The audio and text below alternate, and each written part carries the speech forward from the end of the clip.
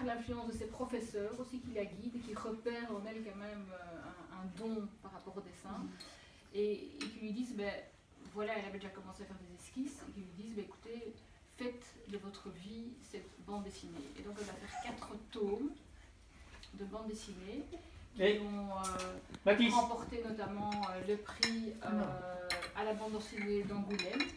Donc elle est vraiment reconnue par la manière très particulière qu'a son graphisme qui est à la fois naïf, tout de suite. qui est en noir et blanc.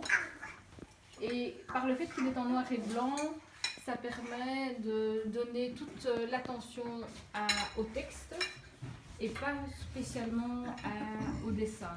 Parce que si tu fais un dessin coloré, tu vas avoir ton attention captivée par les couleurs. Tu vas dire, tiens, oui, le beau bleu, tiens, oui, tiens, ce jaune-là, tu pourrais peut-être faire un peu plus de rose. Et comme elle fait tout son graphisme en noir et blanc, finalement, ça reste neutre et ça permet d'accorder plus d'importance pour le spectateur aussi au graphisme.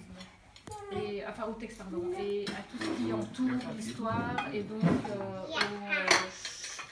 à toute cette vie qu'elle a vécue, en fait, ce cheminement qu'elle a vécu dans ces différentes cultures. Et pourquoi j'ai choisi ce film? Parce que je trouvais que ce film ramenait in fine à la condition humaine de tout un chacun.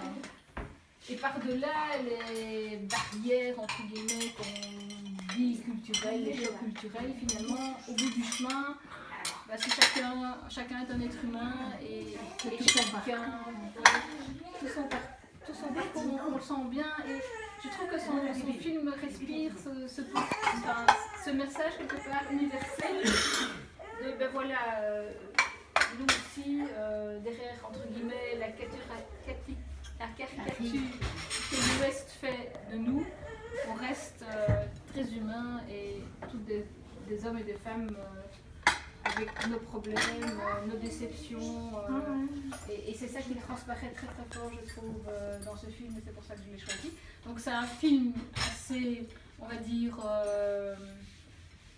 personnel et intimiste parce que c'est vraiment son histoire et c'est aussi une fresque historique de ce qui s'est passé, de l'Iran, de ce qui se passe en du vécu de toute cette population. Aussi, je veux dire, c'est assez d'actualité avec tout ce qui se passe maintenant.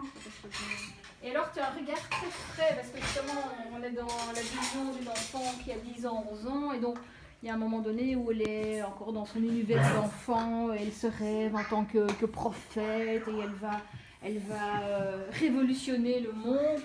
Et finalement, tu vois toute cette image d'enfant disparaît et elle est confrontée à la réalité du quotidien. Mais là, je ne vais pas vous en dire plus, du quotidien de la révolution, on va dire, islamique. Alors, il faut savoir que Marjane Serpentier a fait pas mal de choses par la suite aussi. Et elle a eu pas mal de distinctions. Mais pour son film, je vais quand même le citer parce qu'elle a eu le prix spécial du jury du Festival de Cannes. Sélection officielle aussi pour la Palme d'Or. Prix des auditeurs. Meilleur premier film lors de la cérémonie des Césars 2008.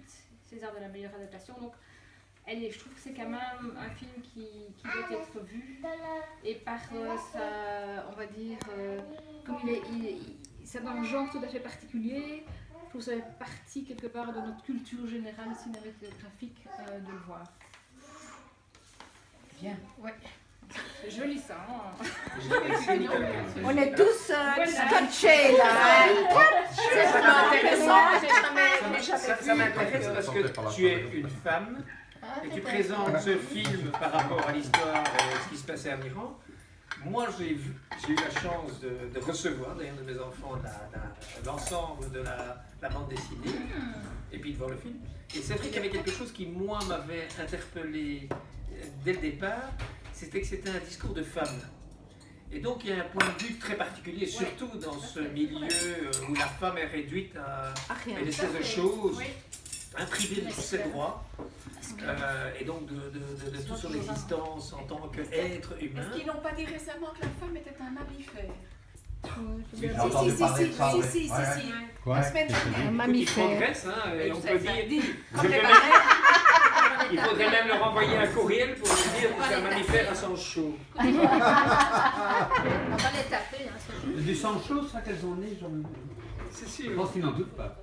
Faut-il le dire? Est-ce qu'elle a fait d'autres films après? Oui, Mais alors, oui, elle a fait Prune, mais ça j'ai pas vu ça moi. Je sais pas si vous l'avez vu. C'est qui est-ce qui a fait le film avec la jeune séparation. la gamine qui est avec son vélo, là, et qui désire avoir un vélo. Il y a tout un film. Ah, ça c'est le. Poulet aux prunes. Ça vous parle? Non. Oui. Je ne l'ai pas vu. 2011. Et qui a aussi été récompensée par un prix.